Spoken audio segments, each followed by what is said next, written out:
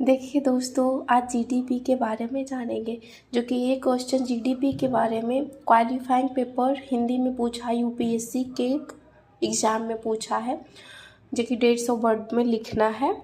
देखिए, सकल घरेलू उत्पाद जीडीपी, सकल घरेलू उत्पाद, जैसे कि जीडीपी का फुल फॉर्म होता है ग्रॉस डोमेस्टिक प्रोडक्ट, हिंदी में इसका होता है सकल घरेलू उत्पाद। जीडीपी की गणना कैसे की जाती है और इसमें निर्यात और आयात के बीच के अंतर का क्या प्रभाव होता है। देखिए, जैसे कि गद्यांश लिखा जाता है तो हमेशा 3 पॉइंट से ज़्यादा में लिखा जाता है तो ज़्यादा बेटर होता है, उसमें नंबर भी अच्छा आता है। हमेशा कोशिश कीजिएगा कि 3 पॉइंट से ज़्यादा लिखें।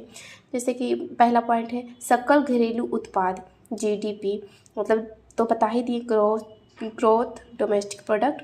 किसी देश के अंदर एक वर्ष की अवधि में उत्पाद वस्तुओं और सेवाओं की कुल मौद्रिक मूल्य को सकल घरेलू उत्पाद कहा जाता है। क्या कह रहा है? किसी देश के अंदर, मतलब किसी देश के अंदर, जैसे कि भारत ही हो गया, एक वर्ष की अवधि में उत्पादित वस्तुओं और सेवाओं, एक वर्ष की अवधि मतलब एक वर्ष के अंदर ही जितना भी उत्पादित वस्तुओं और सेवाओं के कुल मौद्रिक मूल्य को सकल घरेलू उत्पाद कहा जाता है। और जीडीपी के बारे में तो बताएं। आज और दूसरा पॉइंट क्या होगा? आय का पता लगाना में से कि आय का पता कैसे लगाया जाता है। तो आय का पता कैसे लगा देते? किसी भी देश के राष्ट्रीय आय को पता लगाने के लिए सकल घरेलू उत्पाद का गणना करना पड़ता है। अब वो गणना करना पड़ता है, अब इसमें ये सोच रहे हैं कि गणना कैसे की जाती है। तो देखिए गणना कैसे होती है। जीडीपी की कुल आय, जैसे कुल आय, वेतन, लाभ आदि। कुल आय मीन्स में क्या क्या आ गया? वेतन, लाभ आदि।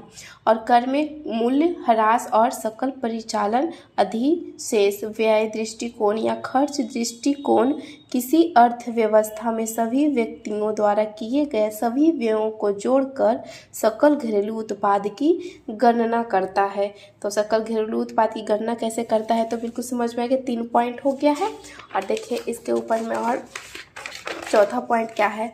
अब कर रहा आयात। आयात कैसे किया जाता?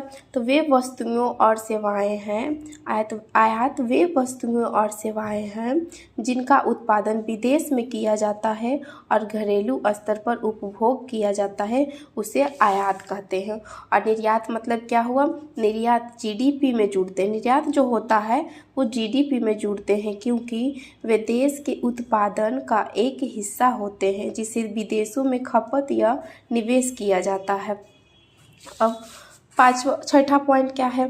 भारत में आयात और निर्यात का प्रतिशत, मतलब कि भारत में आयात की कितने प्रतिशत है और निर्यात की कितने प्रतिशत है।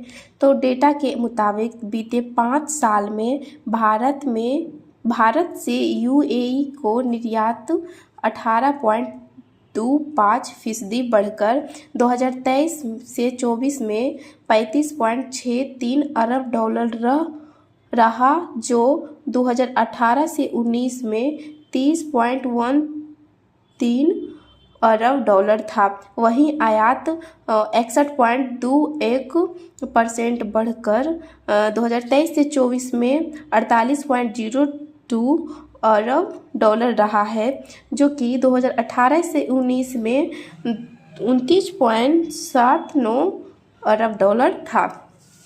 अब तो जीडीपी के बारे में समझ आ गया। जैसे कि और क्वेश्चन आता है जीडीपी के बारे में तो आप इस तरह से बना सकते हैं। Thank you.